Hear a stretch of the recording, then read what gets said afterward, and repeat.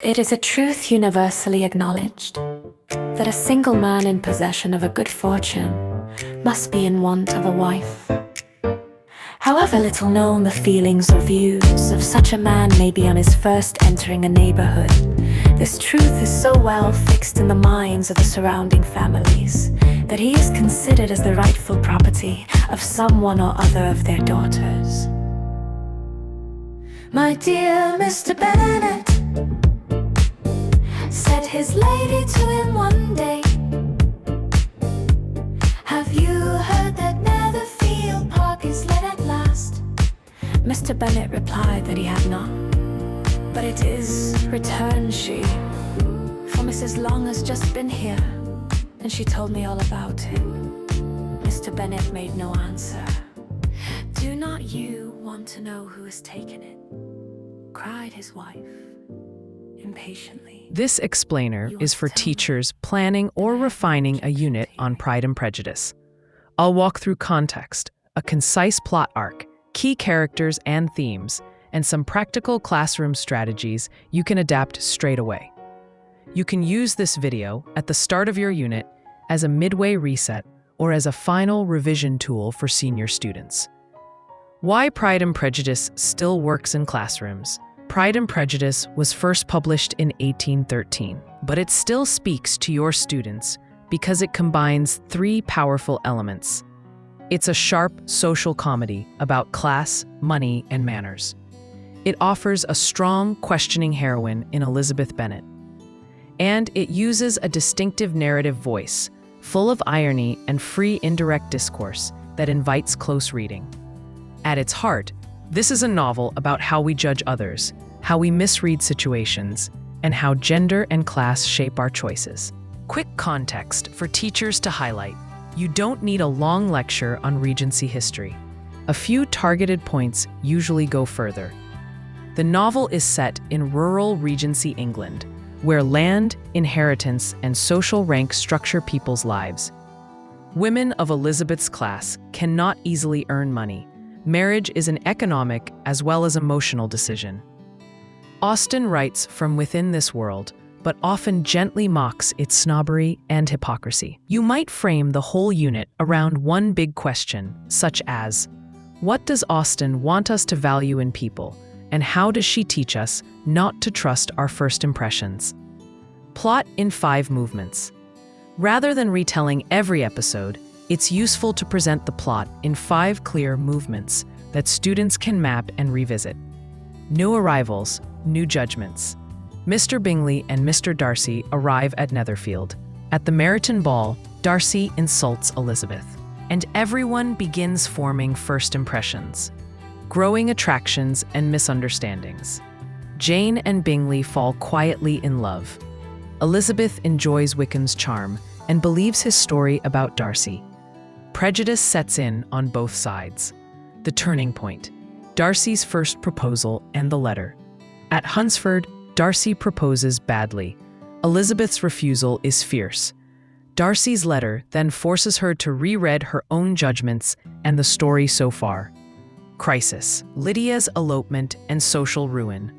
Lydia runs off with Wickham, risking the entire family's respectability. Darcy intervenes behind the scenes, showing his true character. Recognition and resolution. Bingley returns and proposes to Jane. Darcy quietly returns as well. Elizabeth is now ready to see him clearly, and the double engagement resolves the social and emotional tensions. You can ask students to track how Elizabeth's understanding of Darcy, Wickham, and herself shifts across these 5 stages. Key characters to foreground. For teachers, it's helpful to group characters by function. Moral center. Elizabeth Bennet, intelligent, ironic, sometimes unfair in her judgments, but capable of self-correction. Revised hero. Mr. Darcy, proud, reserved, initially rude, but revealed as principled and generous. Foils to the main couple, Jane and Bingley, gentle, almost too trusting. Lydia and Wickham, careless, superficial, and reckless. Charlotte and Mr. Collins, a pragmatic, unromantic match. Social satire figures, Mr. and Mrs. Bennet, Lady Catherine de Bourgh, Mr. Collins. Each exaggerates a particular social or moral flaw. One effective classroom move is to ask, which pair of characters best reveals Austen's message about marriage, and why? Major themes to draw out explicitly. You might focus on 3 or 4 recurring themes and keep linking them to specific scenes. First impressions and rereading. The original title of the novel was First Impressions. Ask students where they, as readers, must revise their own first impressions. Marriage, money, and security. Who marries for love, for status, for survival, or for excitement? How does Austen judge each match? Class and social mobility. Consider Darcy's pride in his rank, Lady Catherine's bullying, and how the novel treats officers, tradespeople, and the gentry. Judgment and self-knowledge. Elizabeth's real growth lies in admitting she has been blind, partial, prejudiced, absurd. Techniques worth naming and practicing. For assessment, students need to talk about how Austen writes, not just what happens. Some key techniques. Free indirect discourse, the blending of narrator and character voice, often giving us Elizabeth's thoughts in third person. Irony and humor, undercutting pompous characters, and using understatement to criticize them. Letters as structural pivots, especially Darcy's letter, but also Collins's and Mr. Gardiner's letters. Dialogue as characterization, Mrs. Bennet's frantic speech, Mr. Collins's obsequiousness, Lady Catherine's imperious commands. You could model one paragraph of analysis using a short passage, then have students imitate the structure with a different extract. Classroom strategies and assessment ideas. Here are a few practical ideas to include in your unit. Marriage market roleplay. Students take on roles, Elizabeth, Charlotte, Mrs. Bennet, Lady Catherine, and negotiate a fictional marriage. Afterwards, discuss whose values match Austen's. Judgment diary. Have students keep a running log of their first impressions of key characters and then revisit it after Darcy's letter. Where were they prejudiced? Close reading stations. Set up 5 short extracts around the room, one focusing on irony, one on free indirect discourse, one on dialogue, and so on. Groups rotate, annotating and answering one focused question at each station. For a class assessment, offer a choice between a traditional essay on theme, an oral presentation comparing 2 marriages, or a creative modernization with commentary.